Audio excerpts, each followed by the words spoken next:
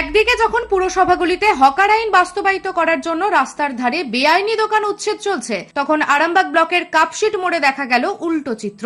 প্রশাসনকে বুড়ো আঙুল দেখিয়ে রাস্তার কিছু অংশ দখল করে ও জনসাধারণের চলাচলের অসুবিধা করে গুমটি বসানোর অভিযোগ উঠল। স্থানীয় মানুষের অভিযোগ, ওই এলাকার শাসক দল তৃণমূলের পঞ্চায়েত সদস্যের মদতে ও তার স্বামীর লোকজন নিয়ে এসে ওই বেআইনি গুমটি বসাতে সাহায্য করে। যদিও শাসক দলের নেতা সঞ্জয় মণ্ডলের দাদাগিরিতে ভয়ে কেউ মুখ খুলতে নারাজ। গৌরহাটি ১ নম্বর অঞ্চলের পঞ্চায়েত সদস্য তিথি মণ্ডলের মদতে ওই বেআইনি গুমটি বসার অভিযোগ ওঠায় নিন্দার ঝড় ওঠে এলাকায়। রতনপুরের বাসিন্দা কৌশিক সাঁতরা আইনত কোনো কাগজপত্র ছাড়া এবং প্রশাসনের কোনো অনুমতি ছাড়াই রাস্তার ধারে গুমটি তৈরি করেন। তিনি স্বীকারও করে নেন তার কাছে কোনো কাগজপত্র নেই, তার জায়গাও নয়, প্রশাসনের অনুমতি না নিয়েই গুমটি তৈরি করেছেন বলে জানায় কৌশিক। 15 দিন আগে কে বলেছে তোমার গুমটির জায়গা, তোমার কাগজ আছে? না না, কাগজ নেই। কে বলেছে বসতে? কেউ বলেনি বসতে। তুমি নিজের কথাই বলেছো? তুমি জানো এটা কি বেআইনি? এভাবে রাস্তার উপরে গুমটি বসানো যায় না নতুন করে। যে অভিযোগ আসছে, তোমাকে কেউ মদত দিয়ে বসেছে? রাতের অন্ধকারে বসিয়েছো? রাতের বেলা বসিয়েছো না দিনের বেলা বসছো? বিকালে বসিয়েছো। তুমি কারোর অনুমতি নাওনি? না।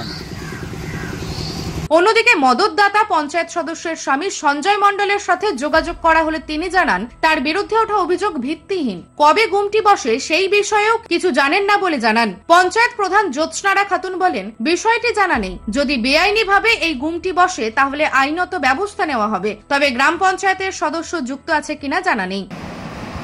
আমি তো এই বিষয়ে জানি না, এটাই প্রথম শুনছি। তো যদি এটা বসিয়ে থাকে তো আমি বিষয়টা খতিয়ে দেখবো, দেখার পর যদি এটা সত্যি হয় আমি আইনত ব্যবস্থা নেব। আমি যদিও এই বিষয়টা জানি না, আমি আপনার মুখ থেকেই প্রথম শুনছি। আমি দেখছি বিষয়টা খতিয়ে দেখছি, দেখার পর আমি ব্যবস্থা নেব।